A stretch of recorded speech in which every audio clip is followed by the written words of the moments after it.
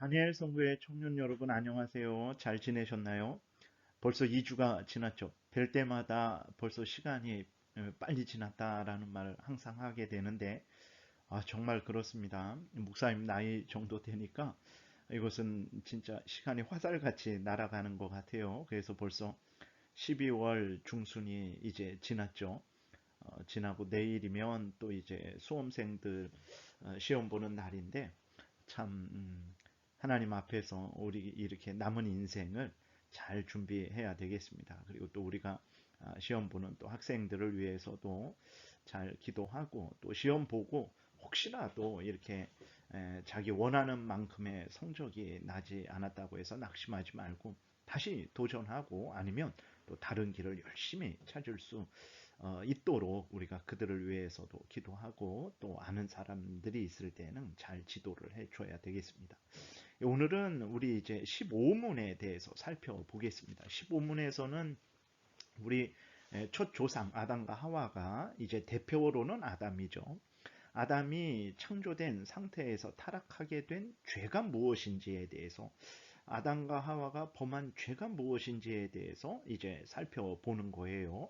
근데 우리가 지난 시간에 살펴봤던 대로 13문, 14문을 잠깐 여러분 생각해 보세요. 우리의 첫 조상이 창조함을 받은 본 지위에 그대로 살았습니까? 그랬을 때 아니라 그랬어요. 우리의 첫 조상은 자유의지를 가지고 하나님께 죄를 범해서 창조함을 본 지위에 그대로 머물러 있지 못하고 타락을 했죠.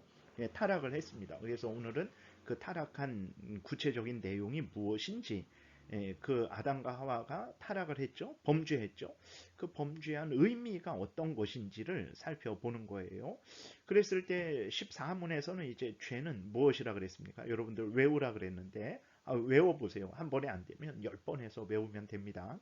죄란 하나님의 법을 순종함에 부족한 것이나 그것을 어기는 것이다 라고 14문에 이렇게 기록이 되어 있다 그랬어요. 그래서 죄를 정의할 때 사람의 감정과 의견에 따라서 시대의 요구에 따라서 뭐 내 느낌에 따라서 그렇게 정의하는 것이 아닙니다. 죄는 하나님의 법, 하나님의 법은 율법이죠. 그 율법의 핵심은 도덕법입니다. 그리고 구약 때의 의식법, 제사법, 국가법, 시민법이 부과되어 있었어요. 의식법, 제사법, 국가법, 시민법은 구약의 이스라엘 백성들에게만 해당됩니다. 예수님 오시기 전까지만 해당되는 거예요. 지금은 사용하지 않습니다. 여러분 참고로 오늘날의 신년 제도를 강조하는 그러한 목사님들이 좀 계시죠. 주의해야 됩니다. 왜 그러냐면 그 신년 제도는 이제 구약 때의 이스라엘 백성들에게만 해당되는 거예요. 물론 그 의미, 그 희년 제도를 통해서 모든 것이 하나님이 주신 것이고 내가 이 땅에서 영원히 소유해서는 안 되는 것이고 내가 다른 사람에게 베풀어야 된다라는 그 의미는 이제 우리가 받아들여서 그걸 적용하며 살아가야 되는 거죠. 그러나 신년 제도 자체는 이제 구약의 이스라엘 백성들에게만 해당되는 것입니다. 그러면 왜 신년 제도만 갖고 옵니까? 그 안식년 제도도 갖고 오고 12지파 제도도 갖고 오고 거기에서 형벌 제도 있잖아요. 뭐 소가 소를 죽였을 때, 사람을 죽였을 때 몇 배를 배상하고 이런 것도 다 갖고 와야지. 왜 신년 제도만 갖고 옵니까? 왜 땅만 하나님의 것입니까? 하늘은 하나님의 것 아니고 우리의 생명은 하나님의 것 아닙니까? 모든 것이 다 그렇단 말이에요. 근데 이제 그 국가법, 시민법을 오해한 거죠. 이 구약의 이스라엘 백성들에게만 해당하는 법을 오해해서 오늘날 그것을 직접적으로 대한민국으로 갖고 오게 되니까 문제가 생기는 거예요. 그래서 정리하면 이제 죄는 하나님의 법인 율법, 도덕법, 십계명이 핵심이죠. 그 거기에다 의식법, 제사법이 부과된 거예요.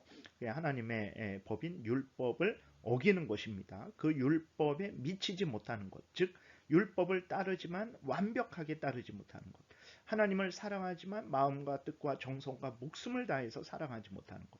이웃을 사랑하지만 내 몸과 같이 사랑하지 못하는 것. 내가 예배를 드리지만 마음과 뜻과 정성과 목숨을 다해서 살아계신 하나님을 경외하고 의지하며 간절히 하나님을 구하고 하나님의 은혜를 구하지 않는 마음과 태도로 주변 돌아보고 뭐 딴 생각하고 이런 모든 것이 다 죄입니다.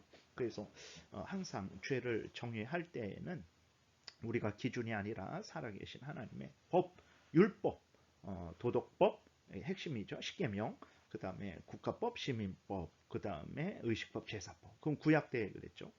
그리고 크게 말하면 온 성경이 기준이 되어서 그 죄를 판단하는 것이라는 것을 우리가 명심해야 되겠습니다. 그럼 오늘 뭐 15문으로 돌아와서 문답하겠습니다. 우리의 첫 조상 아담과 하와가 창조된 상태에서 타락하게 된 죄는 무엇인가? 답. 우리의 시조는 이제 첫 조상이죠.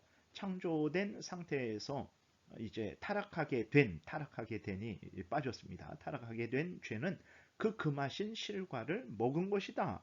라고 이렇게 기록이 되어 있어요. 1번 아담과 하와가 지은 죄는 하나님이 금하신 실과를 먹은 것입니다. 아니 어떻게 이게 그렇게 무슨 큰 죄인가 우리가 생각할 수 있어요. 소련의 지금은 러시아죠. 그 전에 소련 스탈린이 공산주의로 하면서 이제 2천만을 학살했다고 합니다. 모택동은 5천만을 이제 굶겨 죽이고 이렇게 저렇게 죽였다고 해요. 히틀러는 이제 600만을 죽였죠. 김일성도 300만을 90년대에 굶겨 죽였습니다.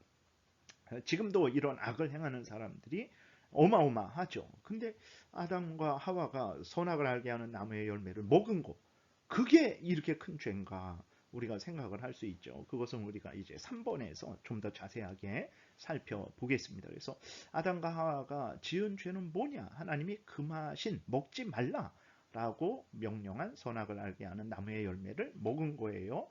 그래서 우리가 한번 성구를 보겠습니다. 아이고, 예, 넘어갔네요. 넘어가면 다시 뒤돌아가지 않습니다. 죄송합니다. 제가 읽을게요. 창세기 1장, 3장 1절부터. 그런데 뱀은 여호와 하나님이 지으신 들짐승 중에 가장 강교하니라. 뱀이 여자에게 물어 이르되 하나님이 참으로 너희에게 동산나무의 열매를 먹지 말라 하시더냐. 여기에서 이제 뱀이 말을 했어요.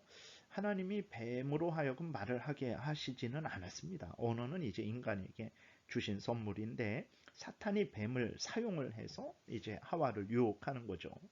2절 여자가 뱀에게 말하되 동산 나무의 열매를 우리가 먹을 수 있으나 동산 중앙에 있는 나무의 열매는 하나님의 말씀에 너희는 먹지도 말고 만지지도 말라 너희가 죽을까 하노라 하셨느니라.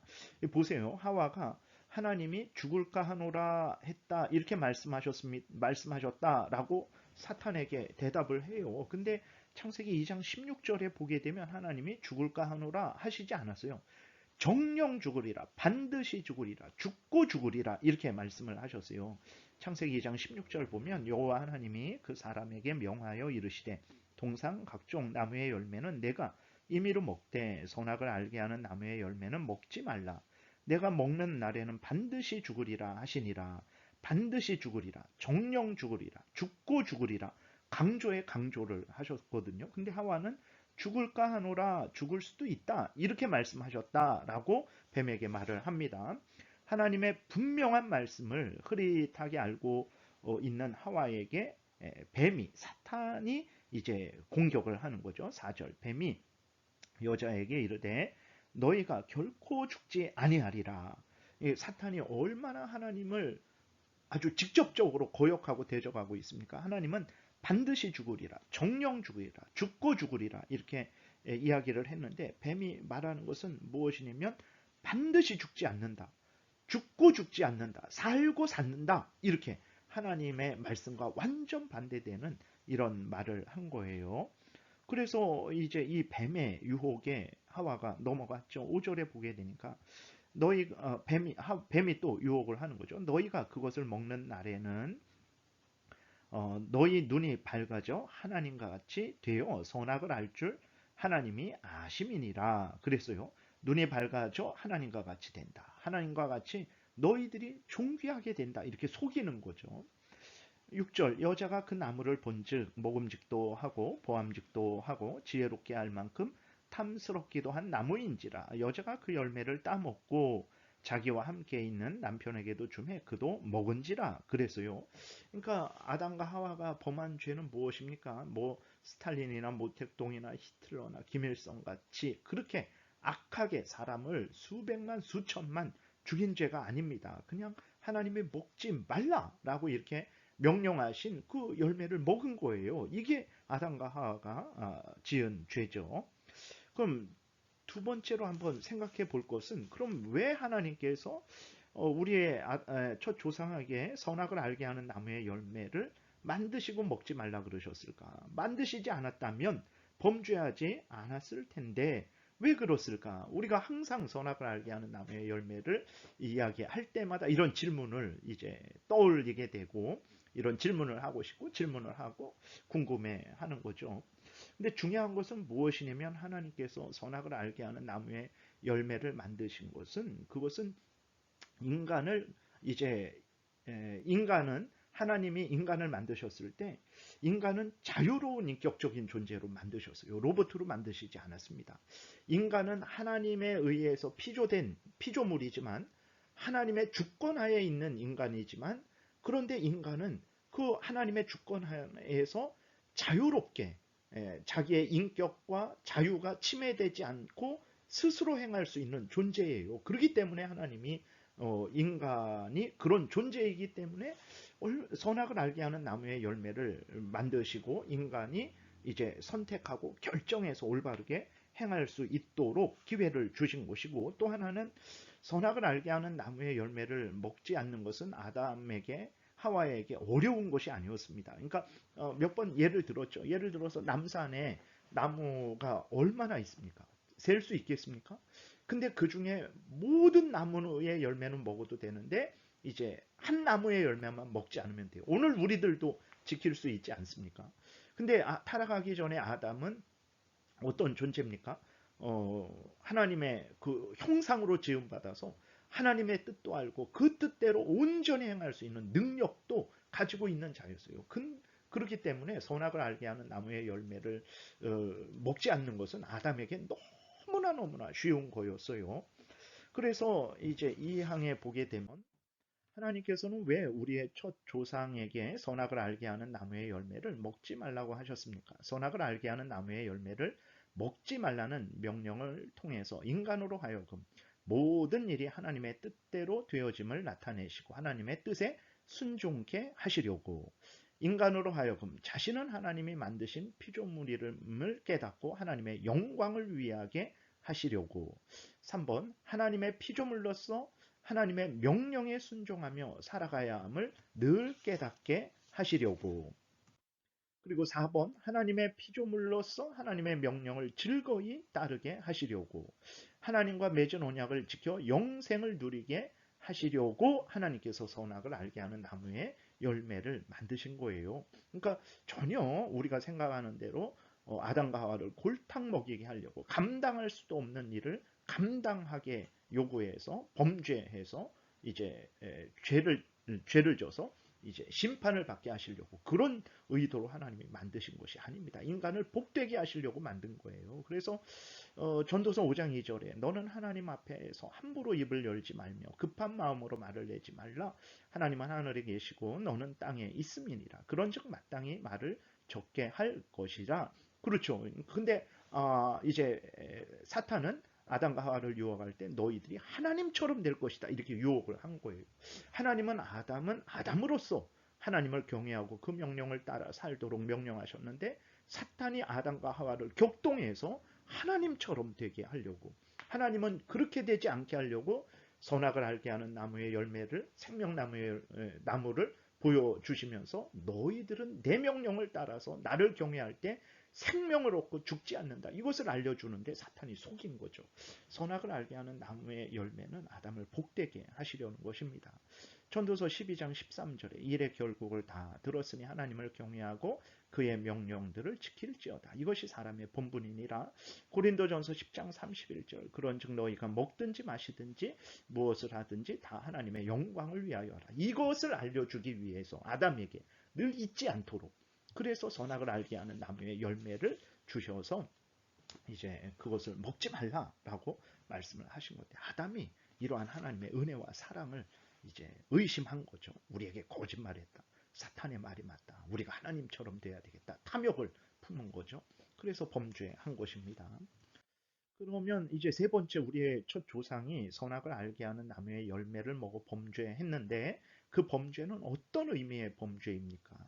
그랬을 때 우리가 아니 선악을 알게 하는 나무의 열매를 먹은 게 뭐가 그렇게 잘못됐나 생각을 하잖아요.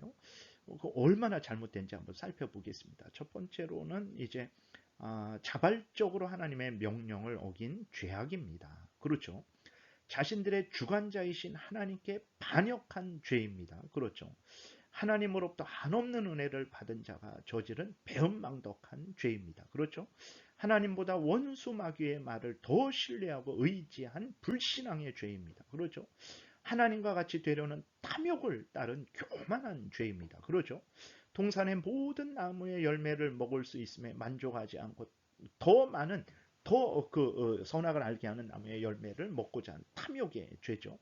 사망의 경고를 무시한 죄입니다. 자신들뿐만 아니라 모든 후손들까지 죄로 오염시키고 부패시켜서 사탄의 종되게 하고 사망에 이르게 한 지옥 형벌을 받게 한 그래서 모두 영원히 죽게 한 살인 죄죠. 아주 사악한 살인 죄를 저지른 거예요. 아담의 범죄는 이런 범죄예요. 그래서 우리가 죄라는 것을 생각할 때 이렇게 복잡한 들이 함께 포함되어 있다는 것을 우리가 늘 잊지 말아야 됩니다. 예를 들어서 우리가 다른 사람을 미워하는 것이 큰 죄가 되는 이유는 무엇입니까? 그것이 단순히 미워한 그 사람과만의 문제가 아니에요. 그 사람과 연결된 모든 사람과의 문제죠. 또 미워한 나와 연결된 다른 사람들과의 또 연결된 문제죠. 그리고 무엇보다도 그 사람을 만드신 하나님, 나를 만드신 하나님과 관계된 문제예요. 죄입니다. 즉, 좀 더 구체적으로 살펴보면 미움을 당하는 당사자의 마음을 아프게 하죠. 이것을 보는 많은 사람들의 믿음을 실족해 하죠. 그리고 또 그 사람을 지으신 하나님을 멸시하는 죄잖아요. 그 사람을 미워하는 것은 그 사람을 지으신 하나님을 무시하니까 그런 거 아니에요. 하나님이 그 사람이 하나님인데 그 사람을 미워한다? 그거는 하나님을 멸시하는 거죠.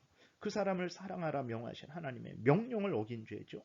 미워하는 것은 형제를 살인하는 것이다 라고 요한 1서 3장 15절에 말씀하고 있는데 그 말씀을 어긴 죄고 그렇게 됐다면 그 미워한 것은 살인죄입니다.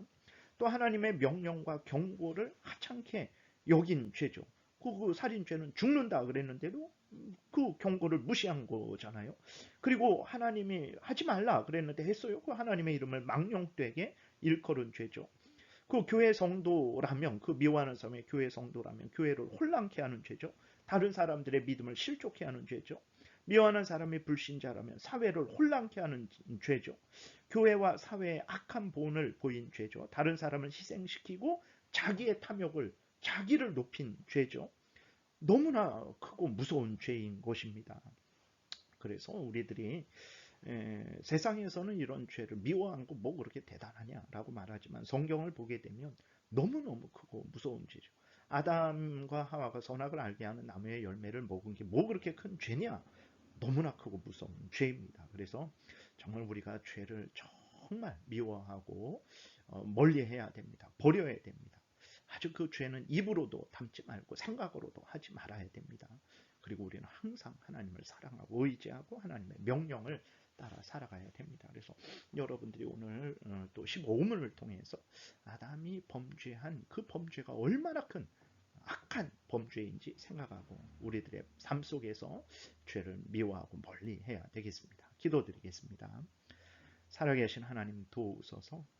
이렇게 우리는 아무것도 아닌 줄 알았는데 성경에 비추어 보니까 너무나 크고 악하고 하나님의 영광을 가리고 수많은 사람들을 해야 하는 죄악임을 우리가 발견하게 됩니다. 죄는 어떤 죄일지라도 미워하고 버리게 도우시고 항상 하나님을 사랑하고 의지하고 하나님의 명령을 따르는 우리들 되게 도우소서. 예수님 이름으로 기도드렸습니다. 아멘. 다음에 또 뵐게요. 예, 안녕히 계세요.